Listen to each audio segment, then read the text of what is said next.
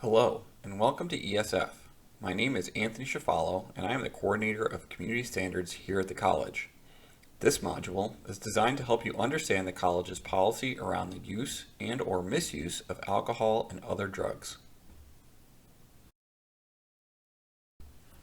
As a result of completing this module, the following learning objectives will be achieved. First, you will understand what the college expects of you related to alcohol and other drugs. Second, you will understand the college's alcohol and drug amnesty policy and how it is applied.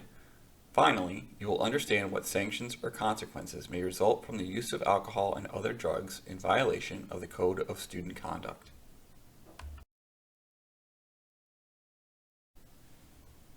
Before we get into ESF's policy, a few general reminders about substances here at ESF and what the law says about alcohol and other drugs.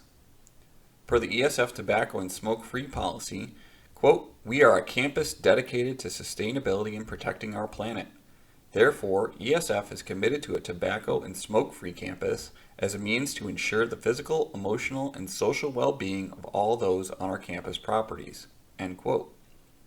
Please comply with this expectation throughout our campuses and in and around Centennial Hall. You must be 21 years of age to purchase and consume alcohol in New York State. There are a variety of other laws regarding where and when alcohol can legally be purchased and consumed, including the City of Syracuse Open Container Ordinance and social host laws.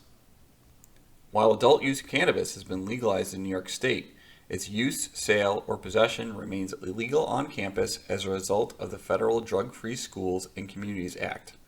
This includes cannabis in the form of edibles such as cookies, gummies, and brownies, or tinctures and other forms. According to FindLaw.com, controlled substances are an illegal drug that can have a detrimental effect on a person's health and welfare.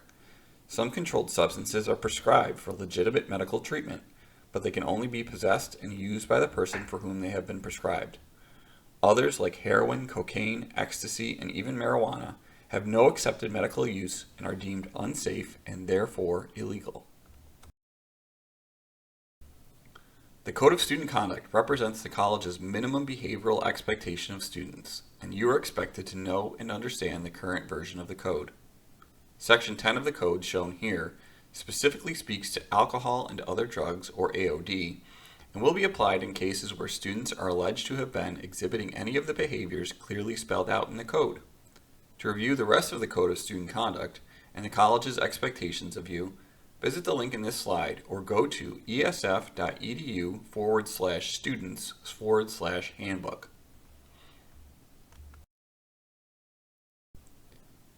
Included in the Code of Student Conduct is a reference to the alcohol and other drug use policy. The AOD use policy includes the stipulations in the Code of Student Conduct, as well as statements about prevention and education and the recommended sanctions for violations of the Code of Student Conduct related to alcohol and other drug use. It is the overarching policy that dictates the way ESF approaches substance use and abuse. Please click on the link in this slide to read the policy in full.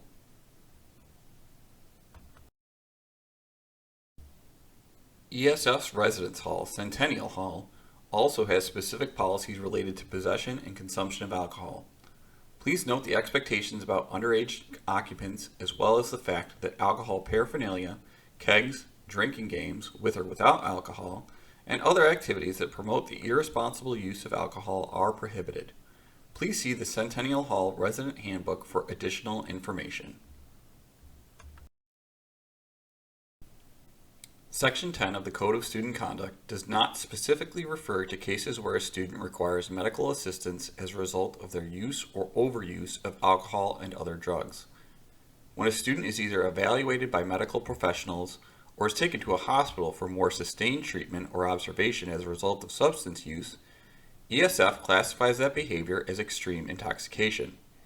In addition to Section 10 of the Code of Student Conduct, it is likely that a student who is extremely intoxicated will be charged with threatening their own health and safety, the health and safety of others, and potentially causing a disturbance in the community. Promoting the health, safety, and well-being of its students is of the highest priority for the college. ESF strives to increase students' willingness to seek medical attention for others or themselves who may need it due to the consumption of alcohol and/or other drugs. In doing so, the Alcohol and Drug Amnesty Policy empowers students to take an active role in protecting themselves and others.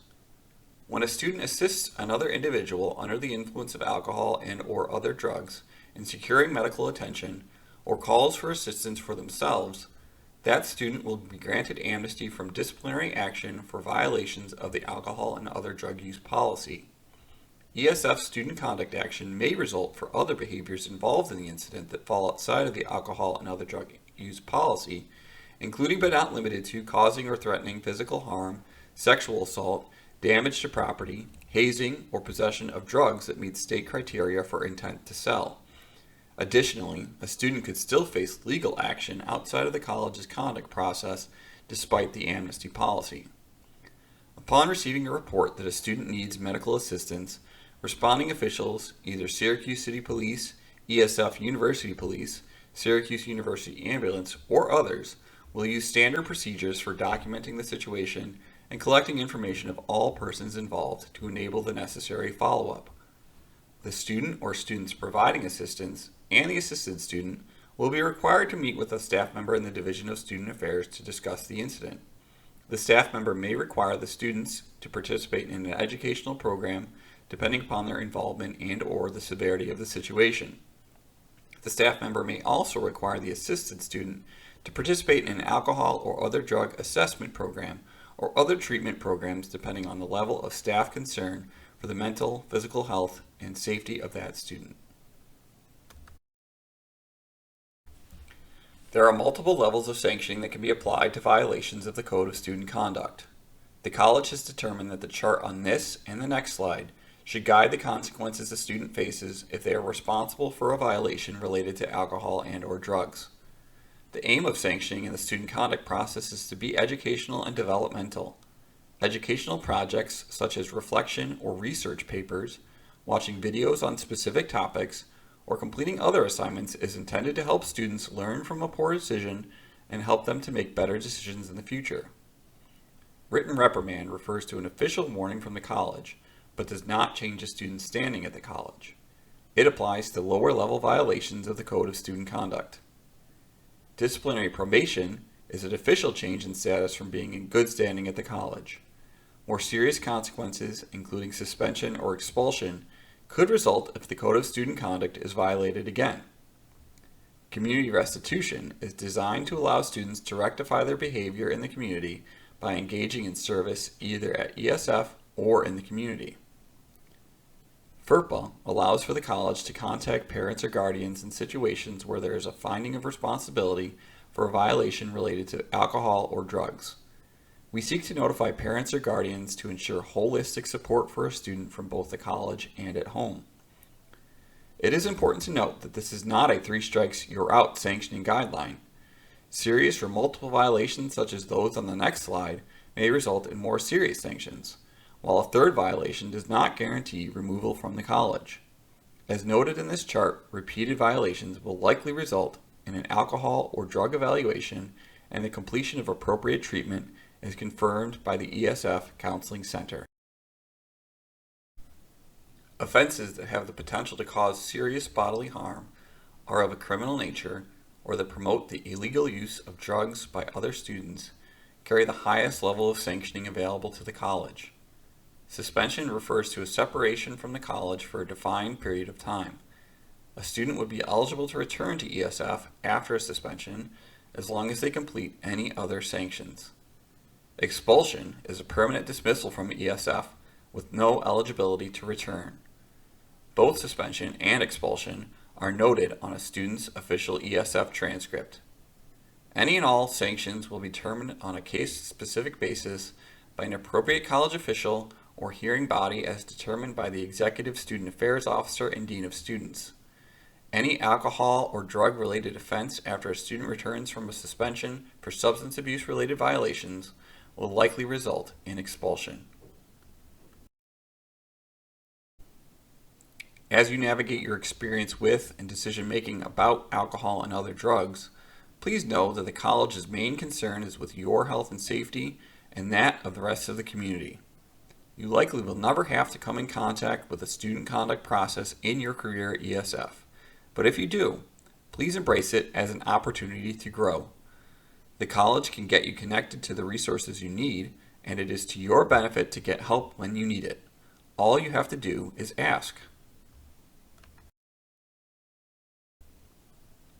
Thank you, and wishing you a successful, safe, and rewarding ESF experience.